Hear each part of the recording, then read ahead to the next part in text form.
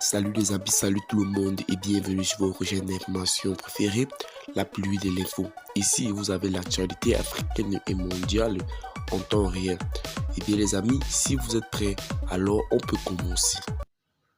Et bien les amis, avant de commencer, n'oubliez pas de vous abonner à la chaîne et d'activer la cloche de notification pour ne plus manquer nos prochaines vidéos. Et bien les amis, nous tenons à rappeler que les images utilisées dans nos vidéos sont à titre illustratoire. C'est donc sur cette lancée que nous vous conseillons et nous vous recommandons de rester poli dans l'espace commentaire, sous peine de voir votre commentaire tout simplement supprimé. Assimi Goïta et Paul-Henri Damiba se sont finalement unis pour faire face au groupe qui sème la terreur dans le cœur des populations humaines qui vivent dans cette zone. Si l'opération Barkhane se retire progressivement du Mali, la menace terroriste est toujours présente au Sahel. Dans ce contexte, la junte militaire burkinabé s'est rendue au Mali, afin de discuter de la coopération militaire entre les deux pays. Une délégation burkinabé s'est rendue à Bamako, la capitale du Mali le 22 avril. L'objectif était de discuter de la coopération entre les deux pays sur les dossiers sécuritaires et militaires. Les membres de la délégation ont travaillé avec les militaires maliens autour des perspectives pour le renforcement de la coopération opérationnelle malo-burkinabé dans la lutte contre les groupes armés terroristes, rapporte la direction de la communication de la présidence du Burkina Faso dans un communiqué publié le 25 avril.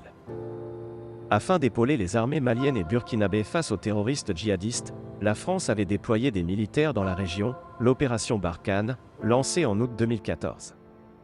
Cependant, celle-ci est devenue de plus en plus contestée au fil des années, faute de résultats. Convois militaires bloqués par des civils, manifestations, arrivée des mercenaires de Wagner. Au Burkina Faso comme au Mali, une conjonction de facteurs a conduit à un rejet de l'aide militaire française. S'unir face au terrorisme. Le chef d'escadron Kiandro Beogo, membre de la délégation burkinabé, explique que l'objectif était d'abord de rappeler aux voisins et partenaires maliens que « nous avons les mêmes problèmes de sécurité et le même ennemi », détaille le communiqué de la présidence du Burkina Faso. Le chef d'escadron estime aussi que le Mali et le Burkina Faso doivent rester solidaires pour relever les défis qui se posent à nos deux pays. Les deux pays ont une frontière commune de plus de 1200 km. De ce fait, une partie des discussions entre les deux délégations ont porté sur l'environnement sécuritaire dans la zone du Sahel et en particulier sur la frontière commune, précise le communiqué.